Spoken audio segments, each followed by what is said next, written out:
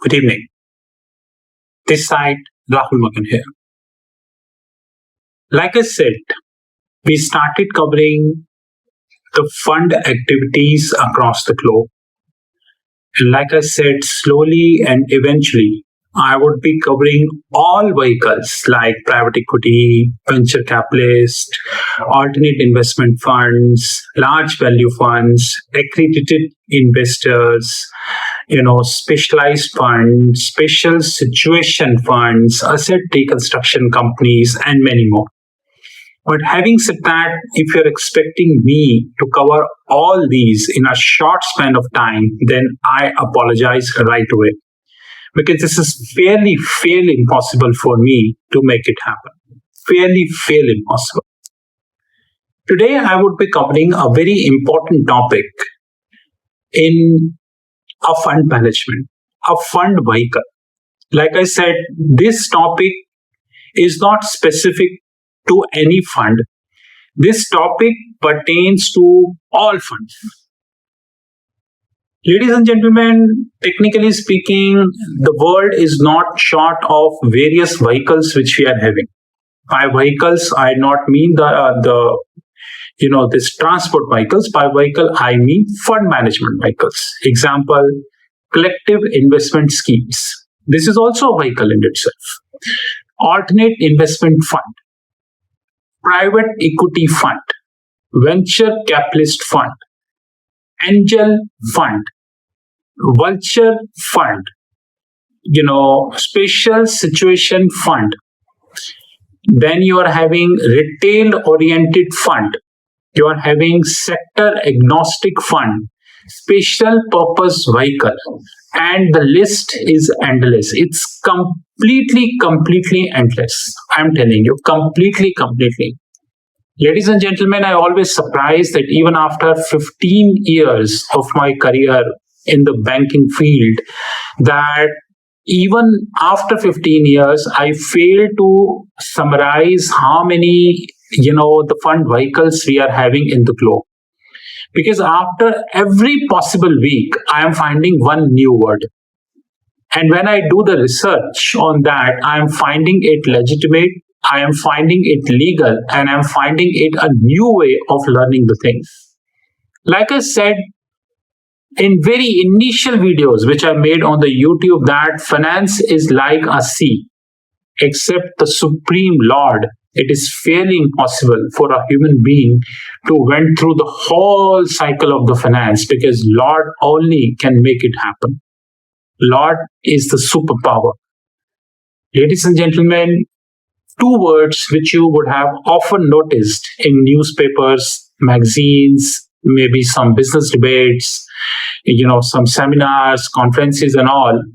The words called sector agnostic. You would have also heard another word which is called industry agnostic. Now, these are very fancy words. Fancy in the sense not many people aware about that. We go with the numerical definition of that, and we tend to feel that the lexical, the dictionary definition is very easy. Sector agnostic means as a fund, as a vehicle, be it any fund, as a fund or as a vehicle, you are open to invest in any sector, provided your terms and condition is matching with the terms and condition of the party. So, example, you are having 5 offers in your hands. One offer is by an e-commerce company, one offer is by quick commerce company, one offer is by, say, some manufacturing concern, one offer is by digital bank, or maybe XYZ. As a sector agnostic fund, you supposed to decide that the term sheet which you are making, and of course the term sheet is always on your table. And remember that I already made a video, but just to tell you in short, that all agreements or disagreements in the world of financial market is happening on term sheet, which means term sheet is nothing but a binding precedent which the investor want the party to sign. Of course, I'm not saying that the term sheet is only the financial numbers, like this much return you would be providing, this is where and where you can invest the capital, you have to disclose your financial information on a quarterly basis, auditor should be competent, and all these kind of relevant terms. Term sheet also includes the clauses, God forbid, the the arbitration clauses, the seat, the venue, the arbitration award, the arbitration tribunal, and many more things. But having said that, when a fund who claims himself to be sector agnostic, in this eventuality, the designing of the term sheet is always a tough proposition as compared to the fund who believes that he is not sector agnostic. So suppose there is a fund called X, and he believes that they are having specialization investment in manufacturing concerns. Why they are having specialization? Because of a very simple concept called investment committee. Every fund is supposed to have one committee. And this committee is very important committee in that relevant fund. The name of that committee is called investment committee. Now, investment committee means that a committee which may or might not have outsiders. Generally, they do have outsiders. People believe that outside parties, sometimes the auditor, sometimes the valuation expert, sometimes the finance expert, they should be on the board and they should present their views.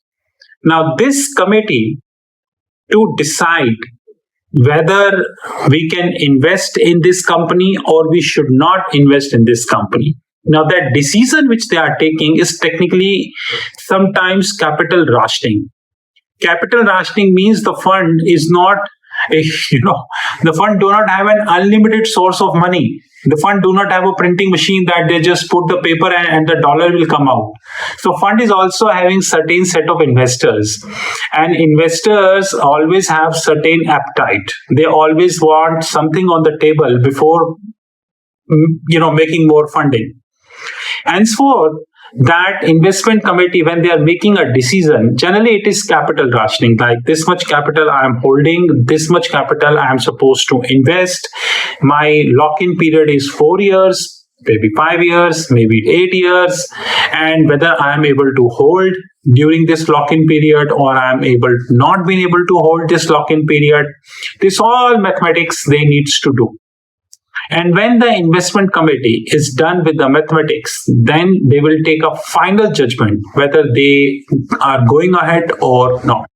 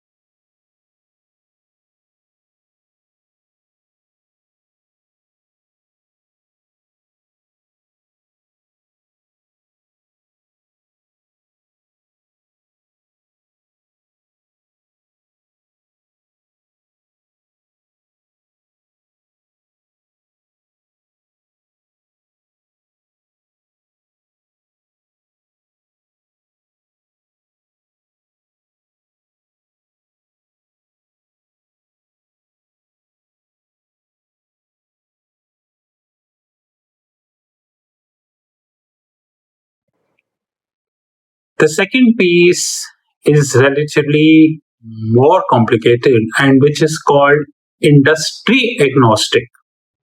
And industry agnostic is a fund who can invest in any industry. Ladies and gentlemen, there is a wide difference between industry and sector. It's highly unfortunate that people believe that industry is nothing but a sector. No. So let me give you an example of information technology. Information technology is an industry, but they have various sectors. Various sectors, cloud, you know, um, voice computing services, artificial intelligence, software designing, your data processing, BPO, KPOs, tick, tick, tick, lot of sectors. Some IT companies are having dominance over few sectors. They have their name, fame, brand. Some have their least dominance on few sectors. Reason known to them, not to us. So industry is one, information technology, but there are 20 sectors. A company may have stronghold in all 20 sectors. The company might not have a stronghold in the 20 sectors. So you are a fund. You are saying I am sector agnostic, but I am not industry agnostic. I am sector agnostic. I am good with artificial intelligence. I am good with BPO, with KPO, the data processing, the software coding, the machine learning, the cloud computing. I am comfortable. What kind of startup I am making, or what kind of offers I have. But having said that, I am sticking to information technology sector. Reason being, the founders are from information technology. The board which I'm having is from the information technology. The consultant which we are having on the board is from information technology, so on and so forth. In some cases, the fund houses have expertise in two or more industries. Example, information industry, example, banking industry. Maybe the two founders are from information technology, third founder is from banking industry. He worked in banking industry. He know how banking industry works. He know how relationship works. He know how the bank books, deposit, lending, and all these things happen. So in this eventuality, that relevant fund or a vehicle is having not only the sectors from information technology, but also the sectors from the banking, payment gateway, payment aggregators. The list is long. But sometimes the funds claim they are industry agnostic. And that is really something very amazing, because in that sense, the responsibility is brilliant. Because when you are claiming to be industry agnostic, then remember, it's not only challenging, but also fruitful. Because in our capital market, there is a concept called beta. And it is said that the wise investors in capital market keep their portfolio with a beta less than 0.5. And those who even take it at between 0.5 to 0.55, they are also considered as safe investors. It is not considered as a wise decision to have beta greater than 1 and sometimes 2. You see what is happening in the market? Similarly, when you are industry agnostic, then one thing which ultimately fall in your favor is that your beta is automatically down. Because some part you invested in IT, some part you invested in manufacturing, some part you invested in banking, some part you invested in, say, the green hydrogen and all these, just taking a hit, some part in FMCG. And economics is nothing but a cycle. Sometimes one sector is up, sometimes one sector is down, sometimes again one sector is up, sometimes the same sector is down. So when these things happen, the industry agnostic funds have a well-balanced beta. And since they are holding a well-balanced beta, in this eventuality, one of the finest thing that could happen in the world of financial markets is that the beta plays for the industry agnostic sector. Ladies and gentlemen, in the last 2 to 3 years, I've seen, without quoting any specific name, many sectors whereby valuations were like beyond imagination. In fact, 5-6 days ago, I was reading an article in which it was described about a sector, and I failed to understand the valuations which were on the paper. But anyways, I don't wanted to invest, because so I just read it and ignored it. When you invest in such sector, especially when the valuations is exorbitant, beyond imagination. No scientific calculator can compute the valuation. And suppose when the valuation falls, in this eventuality, you know the mess which is on the cards. You not only lose your money, but you would also lose your confidence. But if the same scene would happen to an industry agnostic fund, then that industry agnostic fund is relatively safe. And why it is safe? Because the industry agnostic fund knew very well that one industry or maybe a relevant sector of one industry is unfortunately down. But having said that, he also knew that the industry agnostic fund is having risk weightages, like this industry cannot get more than 5% of the capital, this industry cannot get more than 6% of the capital, this industry cannot get more than 10% of the capital, which means your beta is wisely planned. And that is the main important thing. Ladies and gentlemen, do remember that beta is not only a crucial component in stock markets or capital markets, but beta is also a crucial component in fund vehicles also. But unfortunately, the mindset is clear and same that when we listen beta, we always think about the capital markets. No, beta is a very crucial element.